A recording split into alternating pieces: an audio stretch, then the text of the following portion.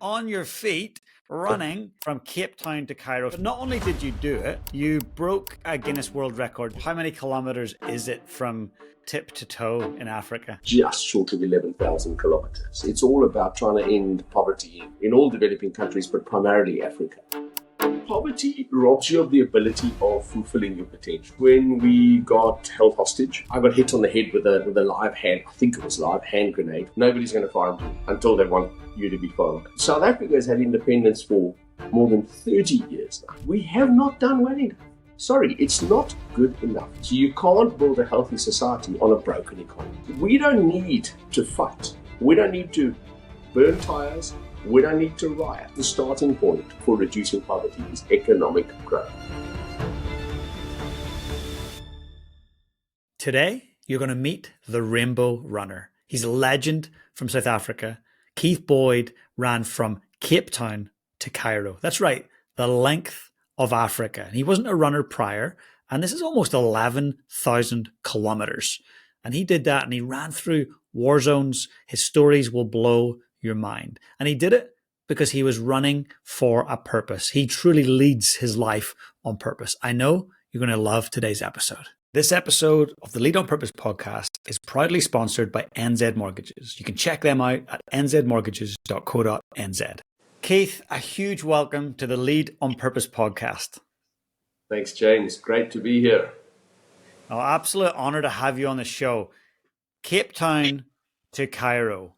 What on earth possessed you to do such a mission on your feet, running from Cape Town to Cairo? For those that don't know, Africa is a massive, massive continent, and you traversed it by foot. First of all, why would you do such a thing?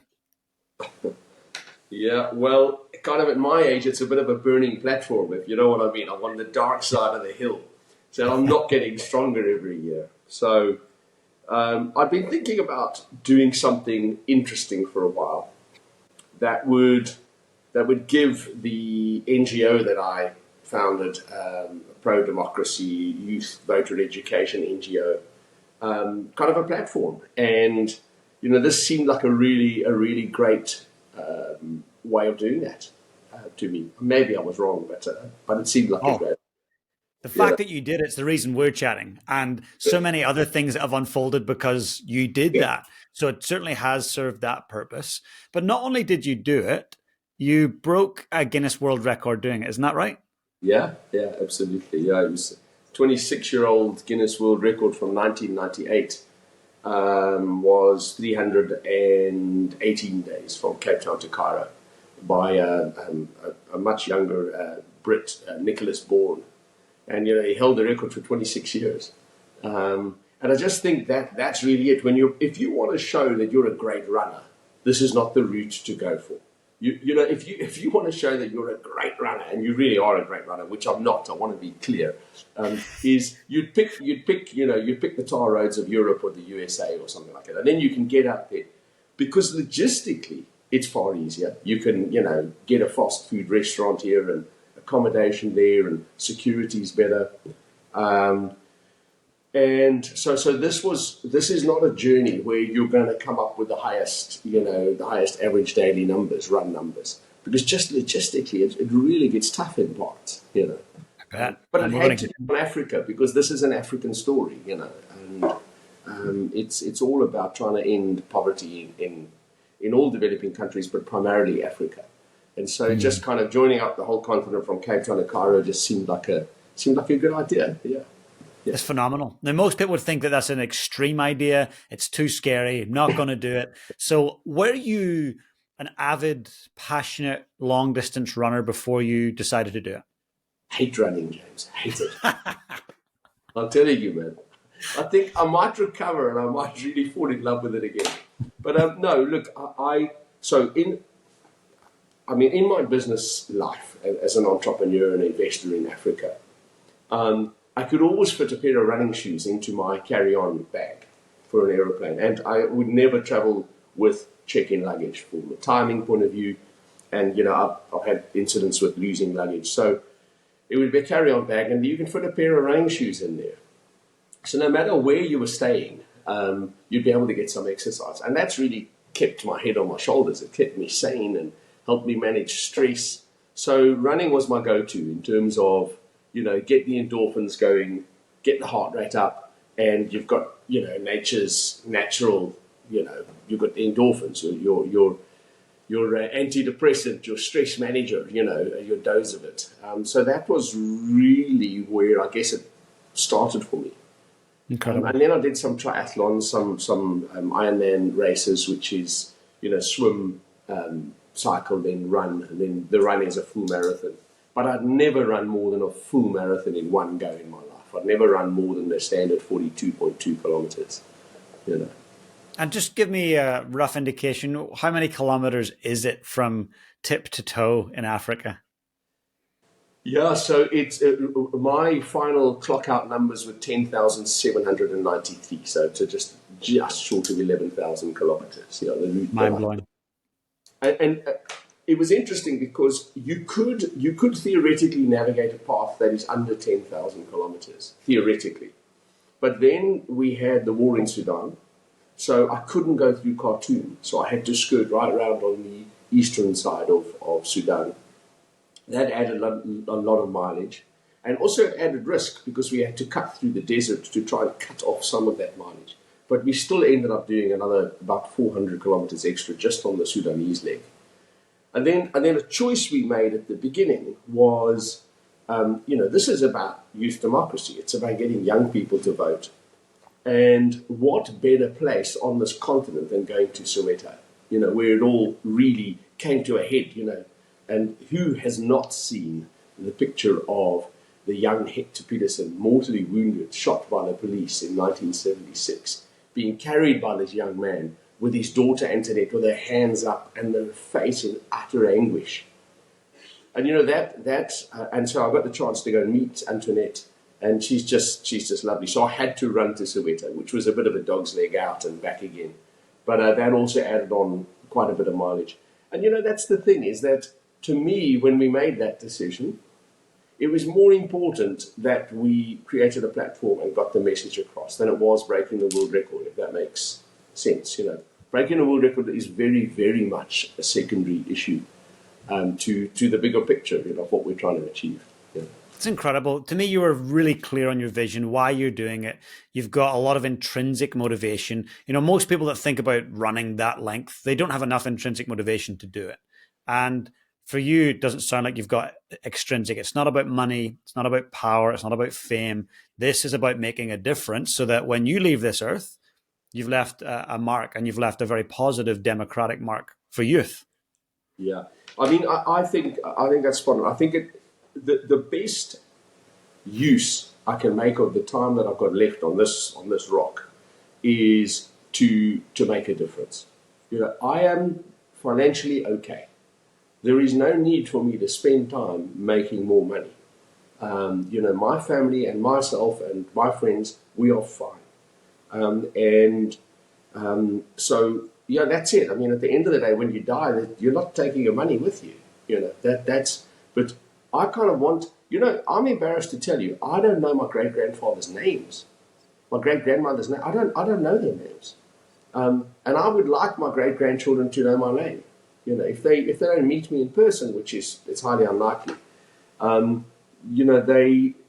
like them to at least know my name and feel that this was a person that tried to make a difference. You really are. We've got problems in the world, and the biggest problem we have is poverty. Because poverty is a bedfellow with ignorance. Ignorance is a bedfellow with war, with fighting, with binary thinking, with exclusionary thinking. Poverty, material poverty, too often deprives people of the things that they need to not live their whole life in mental poverty as well, if you understand what I mean. It doesn't give them access to things that broaden their thinking, and allow them to talk to other people from different tribes, different countries, different backgrounds, religiously or ethnically. And Keith, so many people listening to this podcast, they will understand and agree with me that they've got a great deal of privilege to even have a device that allows them to listen to a podcast or watch this on YouTube. And so for many of them, they may be struggling to connect with the thought of poverty, and they may have seen, if they live close to a big city, some people that are homeless. But we're talking about a whole other level here. Like if we take the continent of Africa, when you talk about poverty, what is it you mean by that? Well, so poverty robs you of the ability of fulfilling your potential.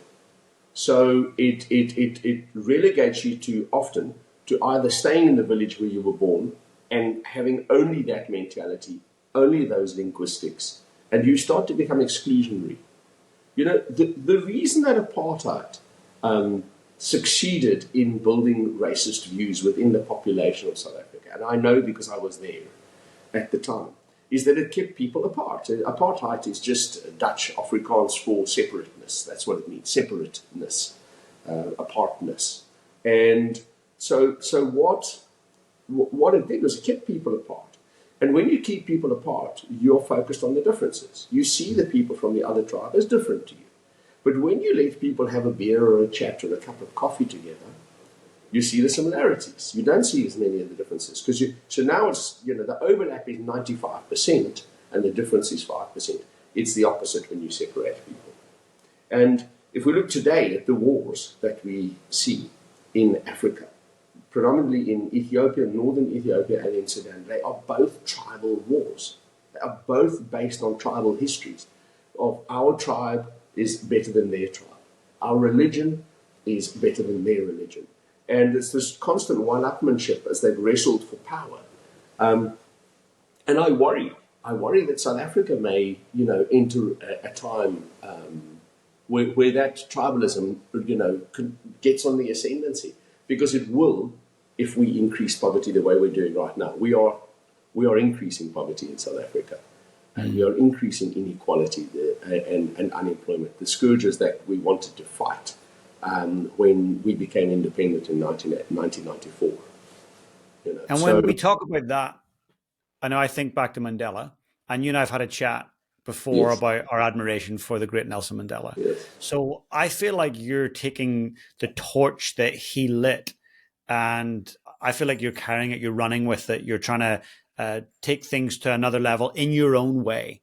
Because when I visited South Africa, I had the most amazing time. I've got family that live there. Everyone's so welcoming. But there is an edge in South Africa, and there is a clear division between the haves and the have-nots. And I've never seen it like that before in my life. And that was quite striking. But you and I had a conversation a few days ago, and it really blew my mind because you said something that I was like, okay, you are truly a possibilitarian, someone who looks at a major problem and just sees possibilities. And that was that you felt South Africa could definitely fix its problems internally without all the aid that's given to it. In fact, you could supercharge it if you focused on the right things. So please just share with the audience how you think that would be possible. Okay, no, I will do. Can you indulge me, though, just to say that there's also a domino effect between certain things that create poverty. And that domino effect starts with economic growth. If your economic growth is slower than your population growth, you can be almost guaranteed that poverty will rise, because unemployment will rise, because you suddenly have more people than you have new jobs being created, because more population growth than economic growth. So if you start, that's the genesis. That is the starting point for reducing poverty, is economic growth. It's not aid, it's economic growth. And then you reduce unemployment, you reduce poverty, and by the way, you reduce inequality as measured by the world recognized kind of standard, the Gini coefficient, Gini, the Italian economist, who really uses the formulae to work out the economic inequality between the haves and the have-nots. Now, South Africa is at number one spot in the world now, 0.63 in the latest set of numbers, which is dreadful, because that was the main thing that we tried to fix in South Africa. But what does 0.63 mean? What does that actually mean? Well, it means you're very unequal. It means the difference between the haves and the have-nots is the biggest in the world. So the higher the number, I beg your pardon, it goes between 0 and 1, and the higher the number, the more unequal your society. Anything over 0.5, you're in a bad space. 0.63 is just off the charts bad. We are head and shoulders above anybody else in the world, any other country. And remember, we were using black economic empowerment to fix inequality. But what we did was we circumvented the layers below. You've got to build economic growth, and economic growth is built on a platform of state services that work. It's built on a platform of a government that is trusted by international and local investors, because you need constant investment, transport, infrastructure, etc. And if there's a deficit of trust in the leaders that we elect in South Africa, then there's going to be a deficit of investment, and there's going to be a deficit in economic growth. So it's that simple. It really is simple. Let's not make it more complicated. It's just silly to make it more complicated. Yes, there are subsets of issues like, do we need more education available to the population? Yes, we do. But that's a subset, because once you grow your economy, you grow your tax base. That means the Treasury has far more money to spend on education, healthcare, pensions, social grants, and so on. And there are less people that require assistance because they've got their own jobs now, and they've got a sense of fulfillment. And your crime plummets, so there's less need to have police on the streets. So it's a very virtuous cycle that you get into. And so to answer your question, South Africa, if its economy was right-sized, so its economy now is 65% of the size it needs to be. Why do I say that? Because we only have 65% of the jobs we need. So if it's we're only collecting 65% of the taxes we could otherwise collect. If the economy was right-sized, had we grown the economy by an extra 1.5% a year over the last 30 years, our economy would be 56% bigger. We'd have all the jobs we needed, and we'd have additional taxes of more than $60 billion a year. More than 60 billion extra, on top of the existing 110 billion that we collect a year. We'd have another $60 billion. I mean, that's just enormous. You're talking that'll build you somewhere around about 5 million houses a year for people who need them. I mean, you don't need 5 million houses a year, but I'll use that just to illustrate the enormous sum of money that is. And so the answer lies in the hands of South Africans. It doesn't lie offshore, because what we can say is, thanks to Nelson Mandela, Walter Sisulu, Govan Mbeki, Desmond Tutu, and Ahmed Kathrada, and all of those heroes, we have a democracy. We really have a democracy. There can be no argument that whatever government is or has been elected in South Africa over the last 30 years has indeed been elected democratically through the will of the people who rocked up and who voted. There's no argument about that if you're with me. So we've got the power, and we've just got to use it. We've got to get good leaders in place, and they'll know exactly what to do. It's not difficult. And I love that you see that as a possibility. I know I've talked to many South Africans who go, nah, it's all too hard. It's never going to change. It certainly won't with that mentality. But what's the number one thing I'm hearing here? What I think I'm hearing is trust. We need to build trust with each other, trust with our leaders. But is that the thing? Is that the number one most important ingredient here, or is there something else I'm missing? No, you're right. It is the number one ingredient. But let me explain from the other side of the fence. I'm now a socioeconomic activist. So I repurposed myself and said, what can I do with the last 20 years of my life? I've worked hard. I've been really an investor, an entrepreneur for my life. Let me see if I can do something more useful than that, because I've achieved the goals that I needed to achieve in that area. Now, having lived on that side of the fence, I know what it takes to get investment into Africa, because that was my job, was bringing investments into Africa for a large part of my career. And I've spoken to people in the investment centers in Paris, in London, in New York, in Boston, they will get to the table. Anybody wants to invest in a continent where the youth population is so large and growing so quickly. They want to sell more Coca-Cola, more airtime, more of everything, more technology, more shoes, more clothes, more food. They want to. So you can understand why they'd want to get in. What stops them? Trust, a lack of trust, fear that they're going to invest in a country. And I know, because I was the chief commercial officer in a very large American listed company right at the end of my career. We'd sold our business to them, and I ended up in that role. And there were investments that you were just dying to get into the country, but you saw the political leadership was too weak, too corrupt, and you said, we're not going to go there. And that's where I go again. So we don't make an investment. And the size of investments, the investment that we made in Nigeria was $1.3 billion US. Those are significant investments for Africa. But there were countries where we were looking at similar size investments where we turned them down at the investment committee and said, the risk profile, the trust profile is wrong for us. So really, the word trust in the leadership of a country to, even if they make mistakes, because we're all human, to put the hand up and say, we got it wrong. That's enough. We're not looking for perfection as investors. We're looking for trustworthy people. Makes total sense. And if we go back to, your platform that you used, which was, hey, Cape Town to Cairo, let's talk a little bit about some of the personal distinctions, aha moments, maybe fearful moments. So you went through Sudan, you went through Ethiopia. You're still here, thankfully, but I imagine there's a few scary moments. So were there any moments that were kind of those life-changing, hey, life could end right now moment? Yeah, there were at least 3 of those. If I exclude the almost standing on the cobra in Sudan, Wow. the 4th one, but that was my stupidity. There were 3 events, all happened in northern Ethiopia, unfortunately. So I want to be clear. We had no problems whatsoever till I got north of Nairobi. So everything from Cape Town to the equator, you're fine. Once you hit that equator, the world changes a bit. I don't know why fully. And I'm really, in the book that I'm writing, Running Africa, I'm trying to analyze some of that. What is it that makes the northern part of Africa so macho and so bristling with weapons and aggression and binary thinking about how to fix problems?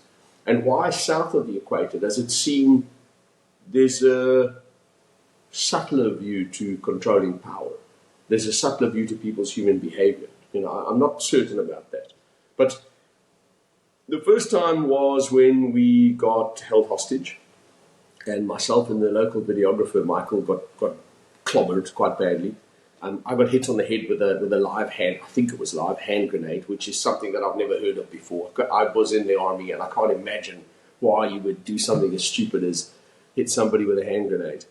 But they're quite hard, I just do want to tell you. And the guys were trying to get us to walk away into the forest, so it was turned into a full-blown kidnapping.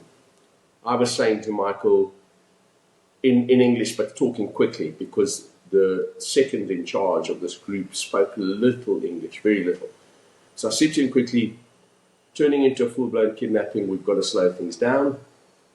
And so I just kept asking questions, and they were clobbering us. And they wanted 2 things. They wanted us to go to the forest.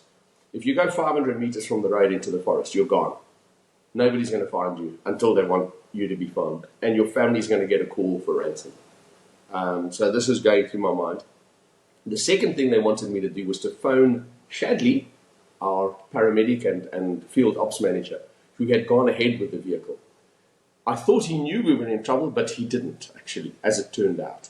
But I couldn't say to them, I will not phone him, because I could have got Michael shot. They could have shot Michael in front of me and said, you're not listening, right, here we go. And this is in my mind from my army prisoner of war training. Don't deny a request or demand, just delay.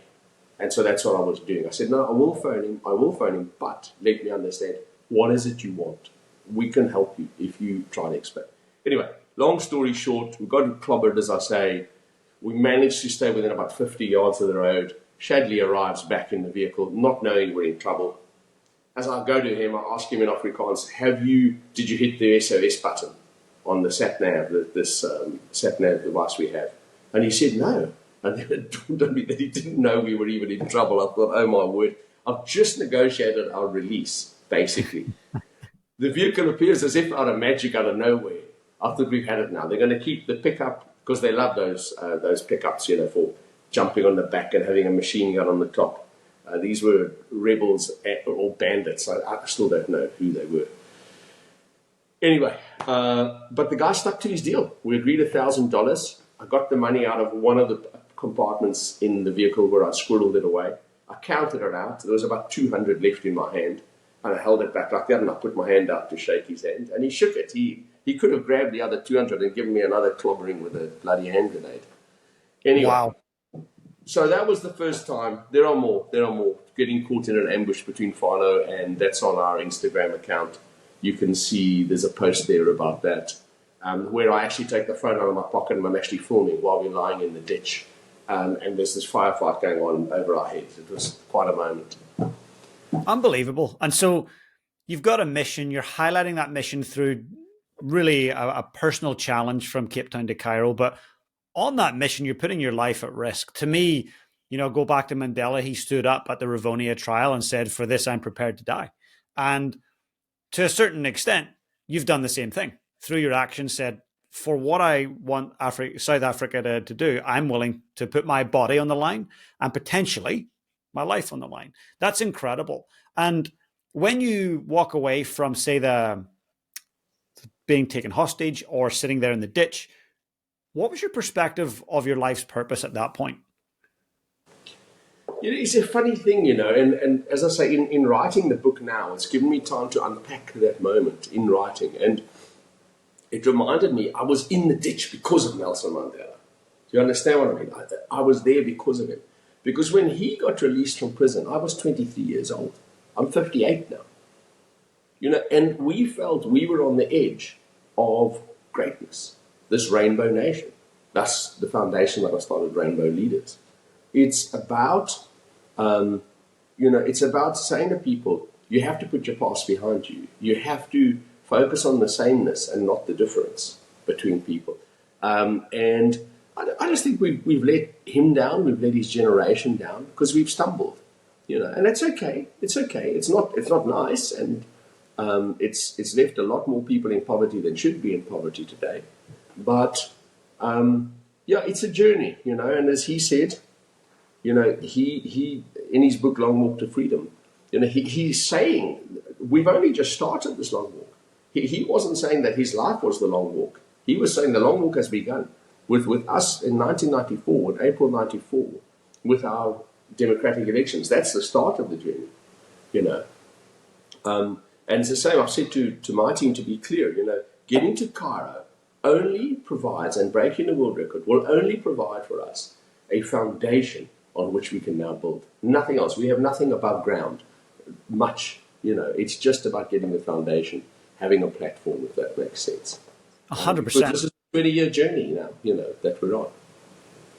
It's huge. What a legacy focus for you. And what is interesting, I feel that you really have ignited a movement. And someone like Eliud Kipchoge, who arguably is the most well-known runner on the planet of all time. When I see someone like Eliud stand up with a T-shirt that he has signed for you, sending you a video message, endorsing what you're doing and why you're doing it, to me, that reinforces just how huge a movement you're starting. And yes, you might be literally starting, you're at the starting point of it. But I think there's a groundswell of support here, and it's about tapping into that.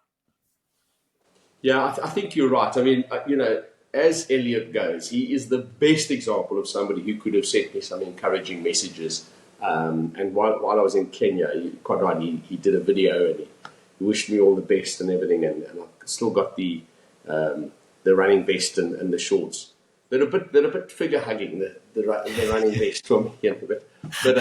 But no, it's he's actually the thing that makes it special. He actually is a fantastic human being.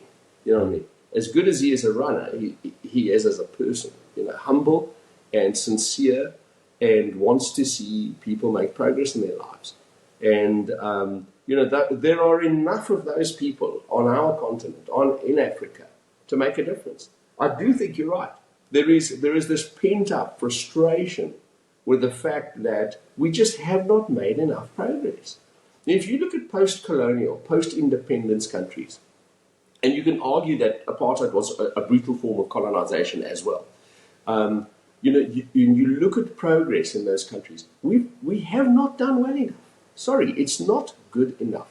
We've had countries that have been independent for more than 60 years in Africa, and they haven't made 60 years worth of progress. South Africa has had independence for more than 30 years now, and we have definitely not made the progress we could have and we should have made. And I think people have become increasingly frustrated. Many people have immigrated and left South Africa as a result. And these are the people we need. And my hope is we can entice a lot of them back, because we need their capital, their skills, their hearts, their minds to really help to grow the economy. Those are exactly the people we need to get, on aeroplanes and boats back to South Africa. That would be truly incredible. And I meet South Africans every day. So I'm on stages speaking, I'm in working with teams, and I will guarantee you, every time I go meet a company in New Zealand, in Australia, in the UK, wherever I am, there's a South African or many South Africans in those teams. And I always say to them, why did you leave? Would you go back? And right now, the overwhelming rhetoric is no. I left because I didn't see a future. It was dangerous. I had a personal experience where a gun was held to my head. All these stories. And Caroline, my partner, is from South Africa. And I had my first trip there, and I was like, my God, this is a beautiful place. And I said, wouldn't it be amazing maybe in 20 years' time, as we start to maybe pull back a little bit in our working lives, to move to Cape Town? And it's kind of like this dream idea. But then the reality kicks in of, but actually, there's an edge there, and there's a personal safety issue that we don't have in New Zealand. So that's a big barrier. But I guess that comes down to leadership again and the economy. If the economy was much better and the leadership was much more trusted, crime, as you said, would likely plummet. And it would be more appealing for the likes of us to come and bring our different ideas and skills and money to South Africa. You're right. So statistically, and I love the numbers, because numbers tell a story. They're not opinions. Numbers are not based on opinions. They're based on doing some real analysis. The numbers show worldwide that if your unemployment is in the teens, you will have an unmanageable crime problem. So if you took New Zealand's unemployment and you put it up to 16%, believe me, you'd have a crime problem, a really bad one. And there'd be violent crime buried in that as well. Believe me. That is, as human beings, we are not that different. So the numbers are the things that put pressure on society. So you can't build a healthy society on a broken economy. You need a rightful purpose economy on which to build a healthy society. If you bring your unemployment down below 10%, you will not have an unmanageable crime problem. You will not have it. If you look at the crime just within one country, Italy, the southern part, relatively impoverished, that's where the mafia and the organized crime popped up. There was a lack of employment, and that is how it all originated. In the north, not so much so. So even within a country, you're going to find where people have employment and jobs, they're going to be less inclined to be involved in crime, because they've got to get up early in the morning at 5, 6 o'clock to get to work. They can't stay up and muck around with drugs and alcohol and get up to all sorts of mischief. So, and I often tell the story about, a guy, Sipho, who would stand at the side of the road. And it's just a story, but I tell you, it's happened to millions. Because he didn't have work, and he was frustrated, and he had dreams. And a guy comes along to him and says, there's 10 rand, will you just take this parcel up the road there? Next thing, the guy's a drug courier, and he's shifting drugs around the place. 3 months down the line, he's got a gun. And next, he's killing somebody in their home. He didn't mean to, but, the old lady walked in while he was trying to burgle the house. So you've taken a kid, Sipho, who was ambitious, wanted a job. All he wanted was purpose in life. He wanted to be able to see he might have a chance of exploring the world, of achieving something with his life. And he found a gang that helped him believe that maybe this was the only way. And suddenly he's a murderer. And he spends his life in prison. There was no need for this. If the economy was right-sized, Sipho would be, a managing director of a company now, not a convicted murderer. It's so interesting you say this. In South Africa, we were driving and we were up in Rustenburg, Northwest. And on the side of the road, there was lots of people. It was 8 a.m. And I said to Caroline, what are they doing? They're just hanging out. She went, no, they're waiting there in the hopes that someone will come and have some work for them, whether it's gardening, painting, whatever it might be. And I mean, I've seen hundreds, in my short time there, hundreds of people actually wanting to work. Sad thing was, most of them were still there at the end of the day. and hadn't no work had came. So I see what you're saying. If there was work, we would have people who were industrious, focused on purposeful, meaningful tasks that would give them a direction in their life. Oh, yeah. And if my children were starving, I'm going to tell you, I'd beg first and I'd steal second. Yep. But I cannot stand by and watch my children starve to death. And I think that's the reality, is that if there's any South Africans, any people out there, that don't have that level of empathy in them, then you really need to have a chat with somebody, because you might be a little bit broken inside. I think it's a normal human reaction to feel that, to know that this shouldn't be the way things are. I keep reminding people what we do at rainbowleaders.org.za is, yes, we're trying to get young people to vote because they're disengaged. They're fed up with politics, politicians, corruption, lack of service delivery, lack of job opportunities. What do they say to us when you speak to them? Don't give us a history lesson. Many of them don't know who Steve Biko is. Wow. And he was an activist who was killed in police detention, and the police tried to cover it up. But it was a really big event, and he's still, spoken about lots. But young people, many of them don't know who he is even. They're saying no more history. What we know is that we want jobs, and we don't have them. So what do we need to do to get jobs? And if we can convince them that if you elect good leaders and you hold them accountable, your chance of getting a job in the next 5 to 10 years is going to be far, far greater. That's what we're trying to do. So we're not trying to promote democracy for the sake of it. We're trying to promote democracy because we think that poor people, unemployed people, are actually smart enough to make the right choices that'll get them out of poverty. They can save themselves. They're empowered and they can save themselves.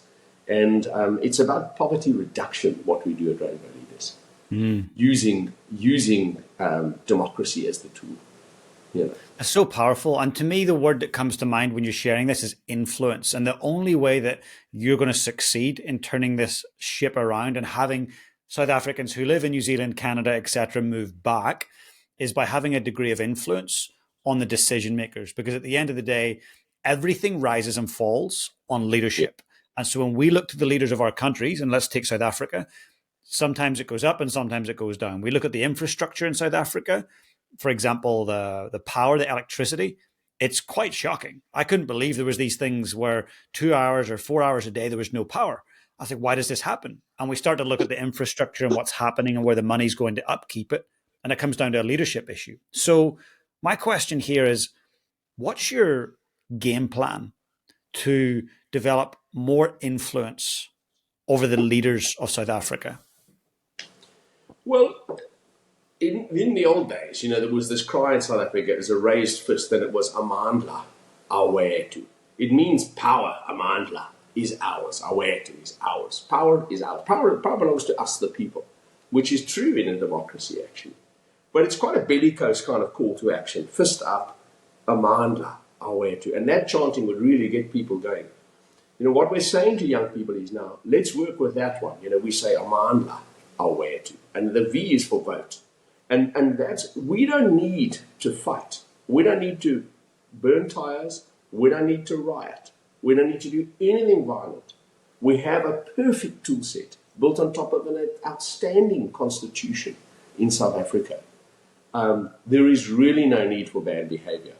But if you don't vote as a young person, that is not an act that is going to make a positive difference. Because what you're going to do is you're going to end up in a civil war potentially in 20 to 30 years' time. Because if poverty continues to rise, in other words, the economy continues to grow slower than the population over time, poverty will rise. That's a guaranteed outcome. And as poverty rises, you get to war. A la Ethiopia, Sudan, I can explain. I promise you. And I get so frustrated when people think that they're somehow special. South Africans think they're special, Americans think they're special, Germans think they're special. Every nation thinks that somehow they're special. You're not. Nobody's special. We're all human beings. We have the same human instincts. We're 99.9% the same. And so our reaction to hardship, to suffering, to poverty is generally the same, which is you start squabbling over the little you have. In Ethiopia, People have so little, and yet they've been fighting over it for years and years and years. As I said, there's another tribal war in the Amhara region now, and the peace agreements for the Tigrayan war, the ink is hardly dry on them, which is another tribe in the northeast, and it's a very impoverished nation, you know. And what's interesting, and I think again there'll be listeners going, but that's Africa. I'm not in Africa right now, and I know we've got African listeners, and I say hello to you all, but I want the listener to also just be challenged in that if the leadership in their country doesn't make right decisions continually, they can slip into the fact that the economy will start to falter and grow a lot slower than the population, and they could be in civil war just as quick. Yeah, exactly. I really think that every government should have as its bullseye, as its central highest scoring key performance indicator is economic growth. You know, when you elect a government, you're going to say, number one, you've got to deliver economic growth. You've got to provide the enablers, because remember, the state provides a lot of those enablers. They set up the legal infrastructure under which businesses register, pay their taxes, and so on. They can create an environment which is conducive to investment because it's efficient. It's efficient in terms of processes. It's efficient in terms of hiring people. It's efficient in terms of your tax base. And so people will be attracted to invest in. So we need to hold governments to account in terms of economic growth, or number one indicator. But we don't. We just forget that. We push that aside. We say, how are you doing in healthcare? How are you doing in education? How are you doing in policing? And those are subsets of economic growth, because what makes any of those things we spoke about sustainable is money. Mm-hmm. That's what makes any organization sustainable is having the funds to pay the police, having the funds to build the infrastructure, etc. And so I would encourage everybody to put central to their thinking is any government we elect in any country in the world should be growing our economy faster than our population, at least at the same rate, but hopefully faster. And if they can't do that, then we really should look to somebody else to govern, because what we have people whose expenditure is going to continue to grow, and it's going to grow faster than their revenue line. Which chief executive would you leave in the seat if they were running a business like that? You know? Oh, exactly. Yeah. Makes sense. No, it's interesting. We have a new government, relatively new government here in New Zealand, and they're very aggressive on focusing on the economy, getting the economy where they need it to be. And it's tough, but they're being tough with it, and they need to be, because we know that everything rises and falls on leadership, but also everything rises and falls on the economic success and prosperity of a country. I get it.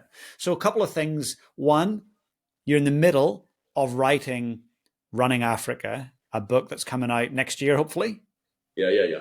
Hopefully by the end of this year, but I'll give myself some slippage, but go on, yes. Good, brilliant. So I'm going to ask the listener or the viewer right now to go into the show notes, and in the show notes, you're going to see a link to Keith's Instagram. And I'd like you to go along and follow him. So it's Rainbow Runner ZA, if I'm correct. Yeah, that's right. Awesome. Please go and follow. It's really inspiring. And you'll actually get a chance to see behind the scenes some of the footage when he's in the ditch and there's literally cannons going off above his head. You'll get to see the world's most prolific runner of all time, Eliud Kipchoge, sending him a personal message. I mean, your Instagram is very inspiring, and it really reminds me of why you're doing what you're doing. But I just want to ask one final question. And I'll have to say before I ask it, I don't feel this is the last time we'll chat. I feel that we have a lot more conversations to come, but I want to get people engaged in your mission at this point and get behind what you're doing. It's incredibly powerful. So one last question. I want you to fast forward many, many years into the future, and you're highly aware that it's your very last day here on Earth. Someone very young that you love walks into the room and says, Keith, how do I go about leading my life on purpose? What would you say to them? Sure. Well, I think it's about doing what you know is right, no matter how hard it is. I think that is the difference. It's this ability to have this delayed gratification. You don't want to go for a run because running is not so much fun, actually. A lot of the time it's hard work. But the benefits of doing that run are definitely undeniable. And so it's about, if you go back to what Nelson Mandela said, and it stuck with me, and it was up in the office, and the writing below the line, as he's back in his prison cell, prison number 46664, he's got his hand on the bar and he's looking out of that window of his cell that he spent so many years in Robben Island. And this is now when he's president. And this photograph, and below it is the line that many of us will have to go through the valley of the shadow of death again and again, many times, he said, before we reach the mountaintop of our desires. And so what I say to people is, the reason you need to understand what your mountaintop is. In life, understand what you want to achieve and be very clear about it.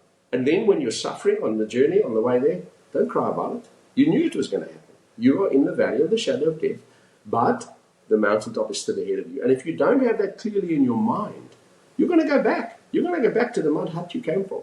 You're going to go back to the poverty, to the mundaneness, the mediocrity, the suburbianness of where you came from. If you don't know, this is okay. It's to be expected. Of course this was going to happen. I'm lying in a ditch in my life, face down with mud on my face. I knew this was going to happen, actually. It's part of the journey.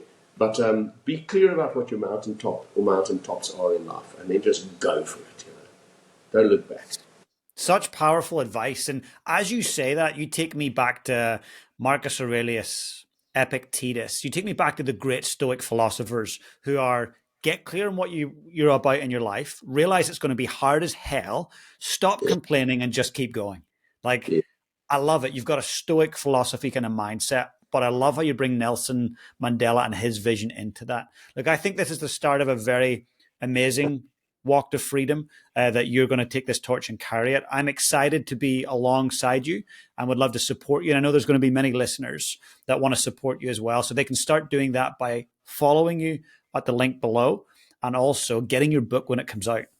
Yeah, and they're super. And there's lots in the book that we haven't spoken about. There's lots in there. There was a lot happening on the trip. And also the book does, to your point, it gives some hope for the future.